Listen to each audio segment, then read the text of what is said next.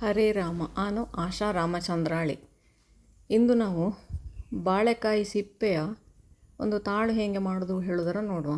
ನಾವು ಯಾವಾಗಲೂ ಚಿಪ್ಸ್ ಮಾಡಿ ಸಿಪ್ಪೆಯ ಹೆಚ್ಚಿ ನಾವು ಇಡ್ಕೂತಾವು. ಹಾಗೆ ಇಡ್ಕುವ ಬದಲು ಅದರ ತಾಳು, ಮೆಣಸ್ಕಾಯಿ, ಹಾಗೆ ಹುಳಿ ಮೆಣಸಿನ ಕೊದಿಲು ಹೀಗೆ ಎಲ್ಲ ಮಾಡಲಾവുತು. ಇಂದು ಅದರಲ್ಲಿ ಈಗ ತಾಳು ಹೇಗೆ ಮಾಡೋದು ಹೇಳೋದರ ನಾನು ತೋರಿಸ್ಕೊಡ್ತಾ ಇದ್ದೆ.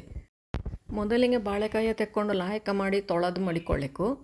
ಅದರಲ್ಲಿ ಹೆರಾಣ ಹೊಡೆಯಲಿ, ಕಂಬಳಿ ಹುಳ ಅದೆಲ್ಲ ಇಪ್ಪದರೆಲ್ಲ ಹೋದದೆಲ್ಲ ಅದರ ಲಾಯಕಲ್ಲಿ ತೊಳೆಯಕ್ಕಾಗ್ತು. ನಾವು ತೊಳೆದು ಹೀಗೆ ತೊಟ್ಟು ಅನ್ನೋದೇ ಕಡೆ ಅನ್ನೋದೇ ತುಂಡು ಮಾಡಿಕೊಳ್ಳಬೇಕು.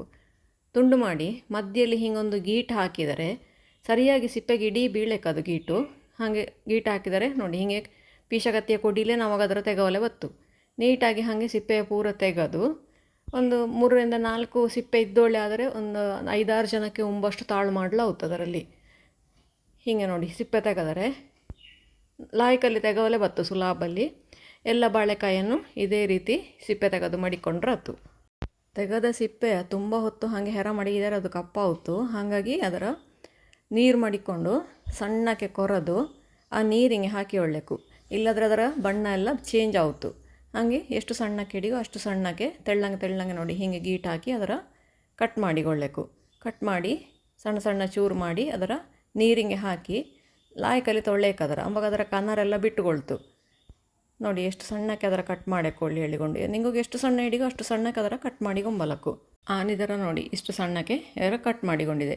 ಈಗ ಇದರೆಲ್ಲ ನೀರಿಗೆ ಹಾಕಿಕೊಂಡು ಲಾಯಕಲ್ಲಿ ತೊಳಕೊಳ್ಳಕ್ಕದರ. ತೊಳೆದಪ್ಪಾಗ ಅದರಲ್ಲಿಪ್ಪ ಮೇಣವುದೇ ಅದರಲ್ಲಿಪ್ಪ ಕನರುದೇ ಬಿಟ್ಟುಕೊಳ್ತದು. ಅದರ ತೊಳೆದು ಅರಿಶಿ ತೆಗೆದು ಮಾಡಿಕೊಳ್ಳಬೇಕು. ಆಮೇಲೆ ಒಂದು ಬಾಣಲೆ ಬಿಸಿಯಪ್ಪಲ ಮಡಗಿ ಬಿಸಿ ಆದ ಮೇಲೆ ಒಂದು 2 ಚಮಚದಷ್ಟು ತೆಂಗಿನೆಣ್ಣೆ ಹಾಕ್ಕೊಂಡು ಅದು ಬಿಸಿಯಾದ ಮೇಲೆ ಅದಕ್ಕೊಂದು ಅರ್ಧ ಚಮಚ ಸಾಸಮೆ, 1 ಚಮಚ ಉದ್ದಿನ ಬೇಳೆ, ಹಾಗೆ 1 ದಂಡು ಕರಿಬೇವಿನ ತುಂಡು ಮಾಡಿಕೊಂಡು ಹಾಕಿಕೊಳ್ಳಿ. ಮೆಣಸು ಬೇಕೋಳಿಪ್ಪು ಮೆಣಸು ಹಾಕಿಗೊಂಬಲಕ್ಕು. ಒಂದು ಚೂರು ಇಂಗು ಹಾಕಿದರೆ ಒಳ್ಳೆ ರುಚಿ ಆಯಿತು. ಈಗ ಇದಕ್ಕೆ ನಾವು ತೊಳೆದು ಅರಿಶಿ ಮಡಗಿದಂಗಿಪ್ಪ ಬಾಳೆಕಾಯಿ ಸಿಪ್ಪೆಯ ಹಾಕಿಕೊಂಡು ಅದಕ್ಕೆ ಮೇಗಂದ ಅರಿಶಿನ, ಒಂದು 1/4 ಟೀ ಸ್ಪೂನಷ್ಟು ಅರಿಶಿನ ಹಾಕ್ಲಕ್ಕು. ಹಿಂಗೆ ಖಾರಕ್ಕೆ ಎಷ್ಟು ಬೇಕೋ ಅಷ್ಟು ಮೆಣಸು ನೋಡಿ. ನಾನಿಲ್ಲಿ ಒಂದು ಸಣ್ಣ ಸ್ಪೂನ್ ಇಲ್ಲಿ ಅರ್ಧ ಸ್ಪೂನಷ್ಟು ಹಾಕ್ಕೊಂಡಿದ್ದೆ. ಹಾಗೆ ರುಚಿಗೆ ಬೇಕಾದಷ್ಟು ಉಪ್ಪು, ಒಂದು 2 ಬೀಜದಷ್ಟು ಹುಳಿಯ ಬೇಸನಿರಲಿ ಬೊದಲಿಸಿ ಮಡಗಿದ್ದೆ ಅದರ ಇದಕ್ಕೆ ಹಾಕುತ್ತಾ ಇದ್ದೆ. ಹುಳಿ ನಿಂಗೋಗಿ ಎಷ್ಟು ಬೇಕೋ ಅಷ್ಟು ಹಾಕಿ ಒಂಬಲಕ್ಕು. ಆಮೇಲೆ ಇದಕ್ಕೆ ರುಚಿಯಾಯ್ಕೋರು ಒಂದು ಬೆಲ್ಲ ಹಾಕಬೇಕು. ಇಲ್ಲ ಅದರಲ್ಲಿ ಬಾಳೆಕಾಯಿ ಸಿಪ್ಪೆಯಲ್ಲಿ ಕನ್ನರಿನ ಅಂಶ ಇರ್ತು. ಹಾಗಾಗಿ ಆದರೂ ಬೆಲ್ಲ ಹಾಕಕ್ಕೆ. ಅದಕ್ಕೆ ಬೆಲ್ಲ ಇಷ್ಟ ಇಲ್ಲದ್ರದ್ದೇ ಬೆಲ್ಲ ಹಾಕಕ್ಕೆ. ಇಷ್ಟ ಇಪ್ಪೋ ಇನ್ನೂ ಜಾಸ್ತಿ ಹಾಕಿ ಒಂಬಲಕ್ಕು. ಈಗ ಬೇವಲೆ ಒಂದು ಅರ್ಧ ಗ್ಲಾಸಿನಷ್ಟು 3/4 ಗ್ಲಾಸ್ನಷ್ಟು ನೀರು ಹಾಕಿಕೊಂಡ್ರೆ ಸಾಕಾಯ್ತು.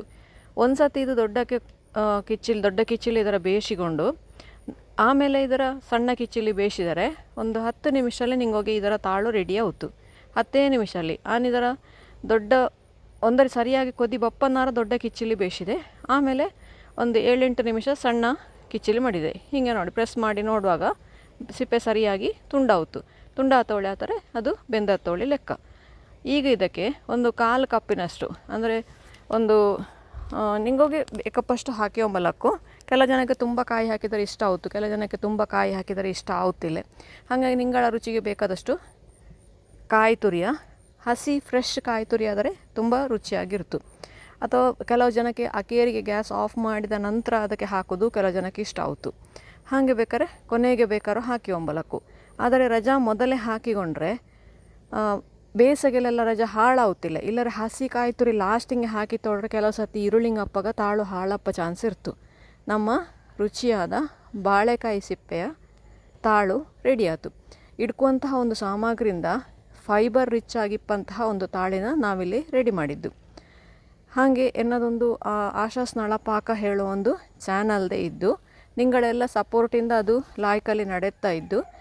ಅದರಲ್ಲಿ ನಿಂಗೋಗಿ ಯಾವ ನಮೂನೆದು ಬೇಕಾದರೂ ಅಡಿಗೆಗೆ ಇದ್ದು ಅದರಲ್ಲಿ ನೋಡಿ ನಿಂಗೆ ಬೇರೆ ಬೇರೆ ವೆರೈಟಿಯ ದೇಶದ ಯಾವುದೇ ಮೂಲೆ ಅಡಿಗೆಗಳ ನೋಡಿ ಕಲ್ತುಕೊಂಬಲಕ್ಕು.